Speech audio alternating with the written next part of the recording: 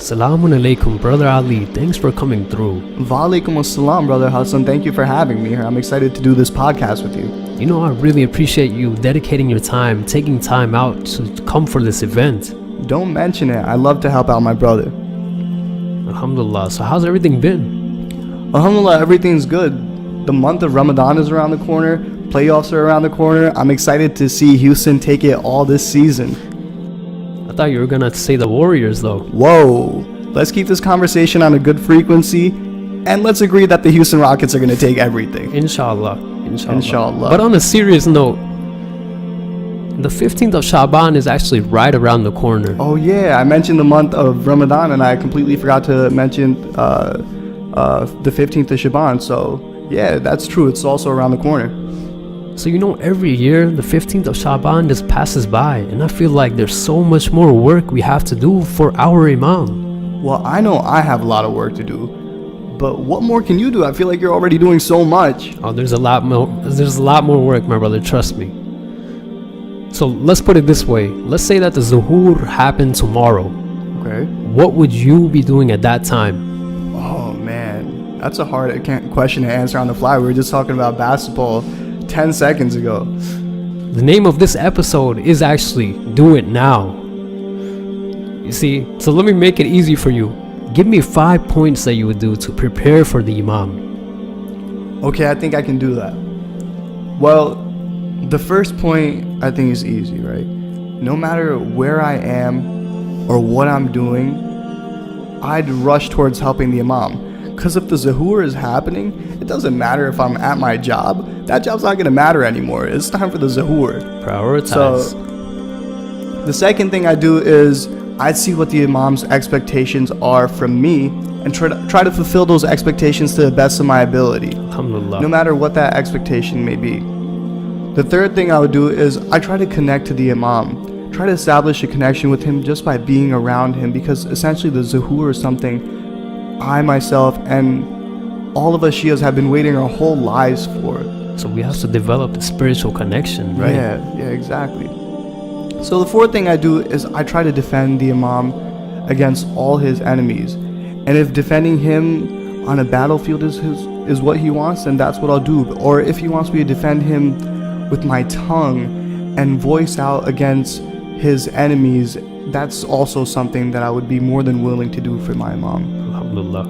And the last thing I try to do is anything that the Imam prohibits me from doing. It doesn't matter if I've been in the habit of doing it my whole life. It doesn't matter if it's something that I've never even done before. It's something that's never going to cross my mind again. Alhamdulillah, man. I'm loving all these good intentions that are flowing in the atmosphere.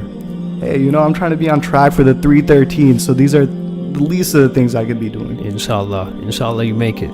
But you know, there's a hadith from Imam Muhammad Baqir alayhi salam. Allahumma salli ala Muhammad wa ali Muhammad wa ajil farajahum, where he actually commands us to do all of this right now. Wait, right now? At the present moment. How do we do that all right now when the Imam's in the ibad? Okay, let me get into this hadith, alright? Okay.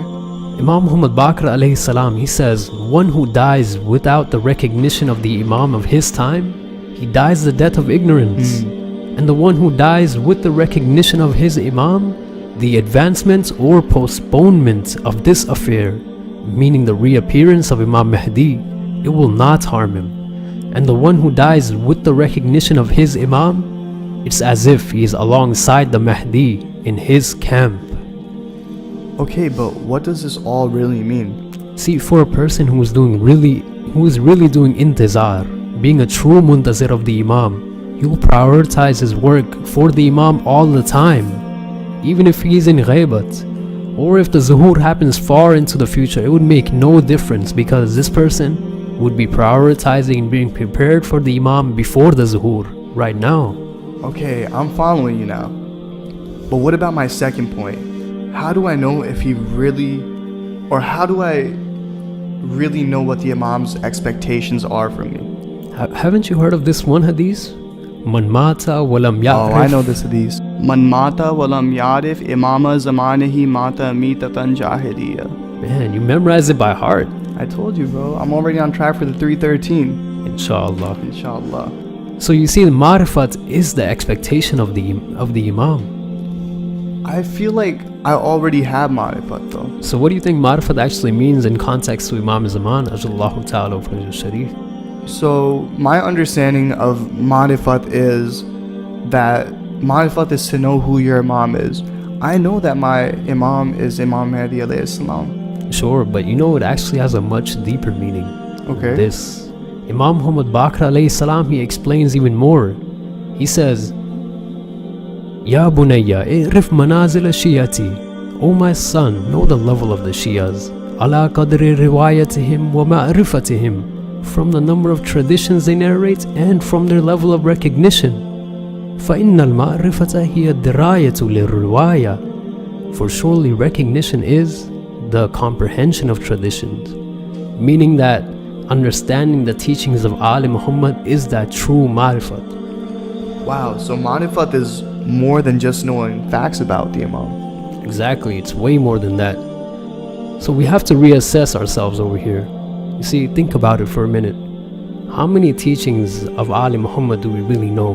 You know, how many teachings do we know about Tawheed, or about the Adalat of Allah, or about the Sifat of Allah, or about the concepts of Fitrah, or about the importance of Ahlul Bayt, or about the most important topic, Imam Mahdi, Ajallahu Ta'ala Fajr Sharif.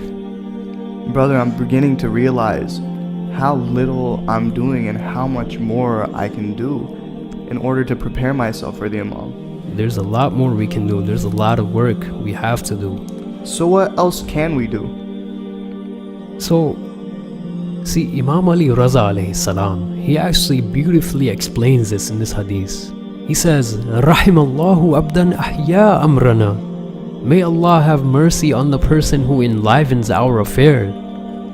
And how exactly do we enliven their affairs? See, that's exactly what the person asked the Imam. How is your affair enlivened? And the Imam told them, Yata'allamu ulumana. He learns our knowledge. وَيُعَلِّمُهَا النَّاسِ. And he teaches it to the people. فَإِنَّ النَّاسِ لَوْ عَلِمُوا مَحَاسِنَ كَلَامِنَا لَاتَّبِعُونَا. Surely if the people only knew the beauty of our words, لَاتَّبِعُونَا, they would have certainly followed us. Wow, that's a beautiful hadith. So that's the expectation. Learn and teach. Exactly. It's to learn the ulum of Ali Muhammad, the knowledge of Ali Muhammad, and teach it to whatever capacity that we're able to. Now I'm really evaluating the scenario. It's been 1100 years. 1100 years since the ghabat of the Imam, and I'm just now finding out about his expectations. So you see, there's always a way to prepare for the Imam. There's so much work we can do, and there's always a way to prepare for the Imam's return. I get it, I can find out about the expectations, but how can I connect to him right now? See, in order to connect with the Imam, we have to first of all open our hearts to him. You know, we have to converse with the Imam. We have to share our problems with him. We have to speak to the Imam. And you know, reciting Ziyarat Ali Yasin every morning is a beautiful thing we can do to develop the spiritual connection to him. And in fact, there's an amazing hadith from Kamaluddin that explains this connection that the companions of Imam Mahdi have to him. The Imam says, Allah has given them wisdom, recognition, and understanding, with which the occultation for them is like seeing the Imam in person. These are the true believers and the real Shi'as who call towards Allah's religion secretly and openly. Wow, so I can totally connect with the Imam right now. Even though he's in Ghabat, he's still here and listening to me, so I can talk to him about my Cal exam, or I can talk to him about issues that I may be having in my family or with my friends, and just open up to him. Exactly. So what about my fourth point, defending him against his enemies? See, to defend the Imam in this day and age, we have to first of all keep the zikr of the Imam fresh in our hearts and in the circle of influence that we have. And when it comes to defending his existence, the understanding of his existence and concepts of Mahdaviyat, like the longevity of his life and the ghaibat and all of the realities of Mahdaviyat, we need to have in full solid understanding and rational proofs of all of these realities and be able to put up a solid intellectual defense for the Imam. See? Intellectual defense is a beautiful way to put it. I have to be able to set up a mental fortitude in which I defend the honor and legitimacy of Imam Mahdi alayhi salam. And Exactly. yeah. Exactly. You got it. So, with that being said, I think I can answer the fifth point myself. Do everything now. Follow his orders now. Alhamdulillah. You've got it, man. Doing everything with full sincerity, full attention, on time, and staying away from everything that's haram. That's what we should be doing. That's what we should be doing. You have to make him happy. Yeah. And I came in here with 5 simple steps that I do if the Zuhur were to happen tomorrow. But after having this conversation with you, I realized that there's so much depth to just these 5 simple steps, and I don't even have to wait until after the Zuhur to do them. I should be doing it right now and after. And that's the beautiful thing, right? We're actually making steps towards fulfilling these expectations that the Imam has from us. So inshallah, we'll be the first responders to the Imam. inshallah, that's the dream. Let's turn it into a reality. Inshallah. So, let's say that the Zuhur happened right now. What would it look like? Are we ready?